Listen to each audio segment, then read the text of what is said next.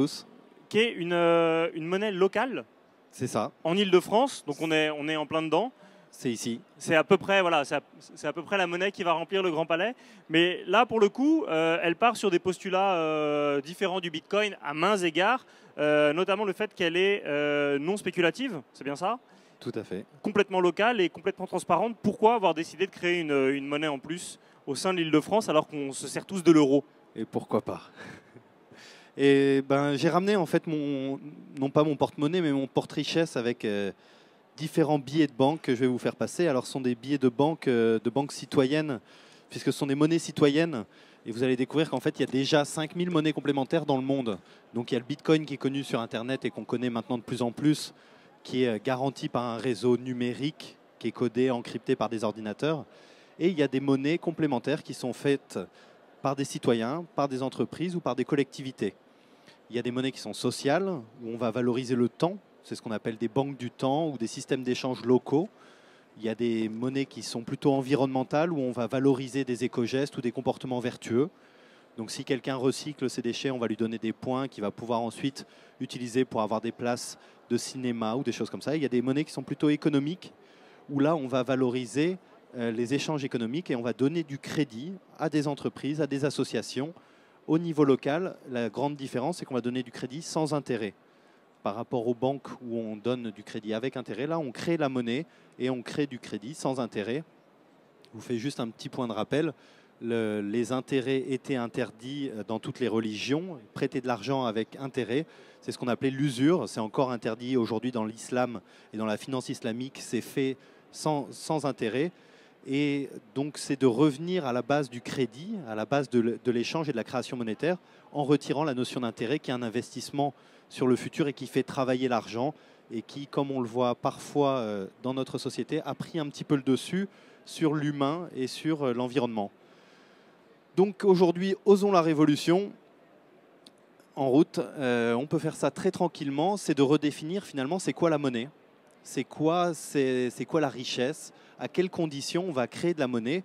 Finalement, si on est des entreprises de la région Île-de-France, on va redéfinir un contrat, on va redéfinir une convention collective et on va dire ok, vous avez des entreprises, vous avez des associations qui créent de la richesse. Généralement, on a remarqué qu'on avait un peu de mal à aller voir les banques pour se faire financer parce que c'est pas assez rentable ou c'est pas assez profitable économiquement et que les critères des banques sont très limités et restent généralement sur est-ce qu'on peut faire un max de fric avec, et on a un petit peu moins les critères environnementaux et sociaux dans les grilles, même si c'est en train de changer, même si c'est en train de bouger, heureusement. Il y a plein d'alternatives dont les camarades vont parler après. C'est ça qui est bien, c'est qu'on n'est pas tout seul à essayer de s'attaquer à ce problème-là. Et donc les monnaies complémentaires, il y en a deux que j'aimerais vous citer. Il y en a une qui s'appelle le VIR, W-I-R, qui existe en Suisse depuis 1933. Personne ne la connaît. Et ça représente 60 000 entreprises.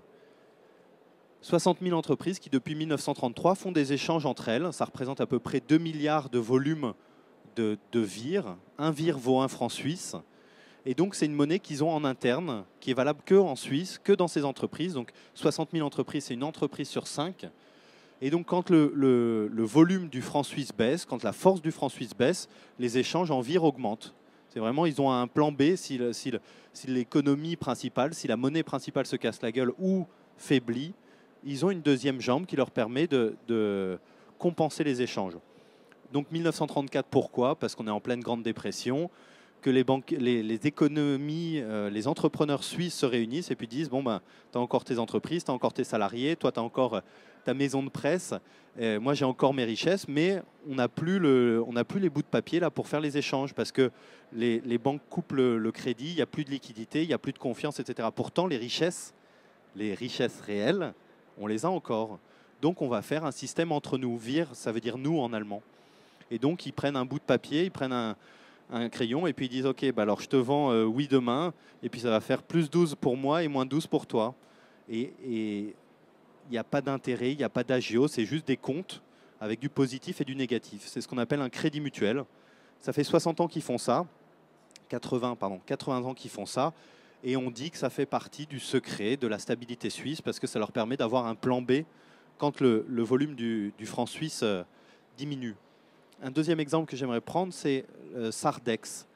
En Italie, Sardex, ça veut dire Sardaigne Exchange. Sur la petite île de Sardaigne en Italie, qui a un taux de chômage assez monstrueux, en 2010, il y a un groupe de personnes qui se sont réunies et qui ont fait exactement la même chose que les Suisses. Aujourd'hui, ils ont 1800 entreprises dans le réseau.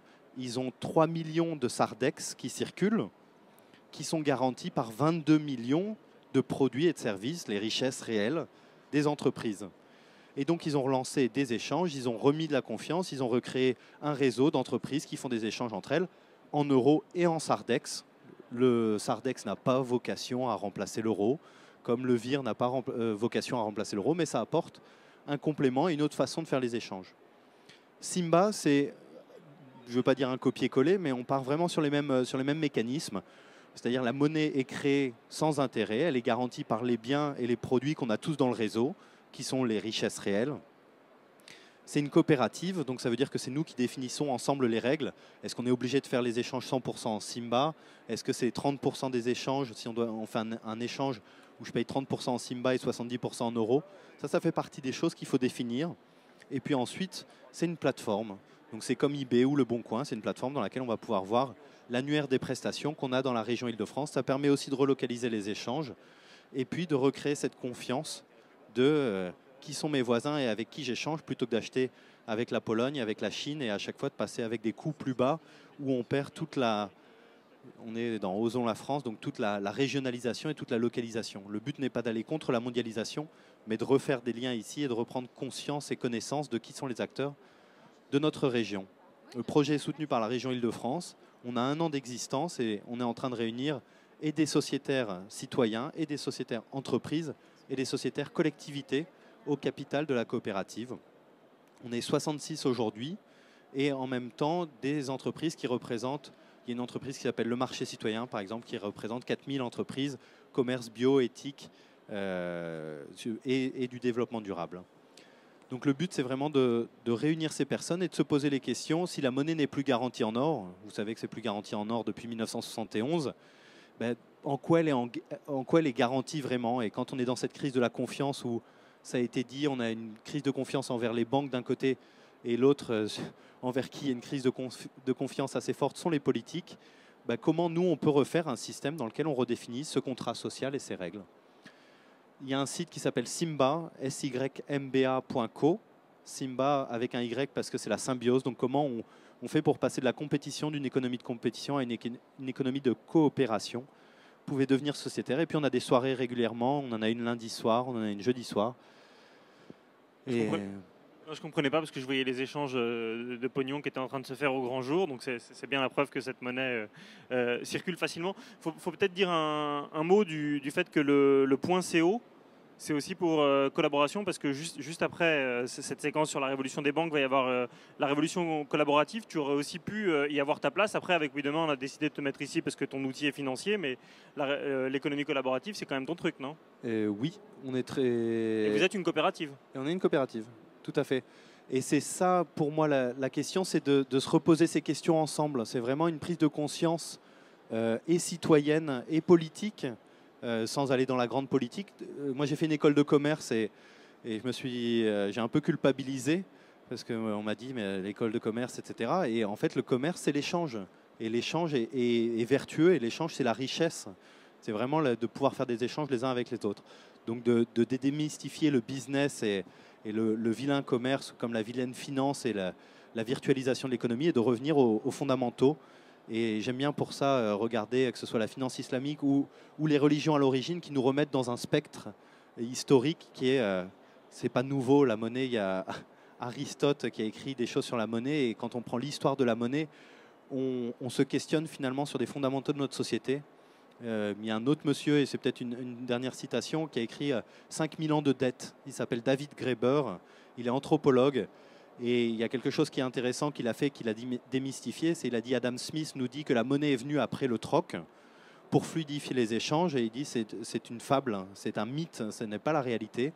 C'est un mythe qui est dans tous les bouquins d'économie, mais la réalité c'est que la monnaie est née avec un État et avec des impôts et avec une armée systématiquement, et que la monnaie est un outil de gouvernance, un outil de pouvoir. On dit l'argent c'est le pouvoir, Et donc c'est aussi ça, sans aller dans la folie du pouvoir, mais juste de reprendre conscience de cette organisation et de cet outil social, comme Bitcoin permet de faire des échanges à différents niveaux.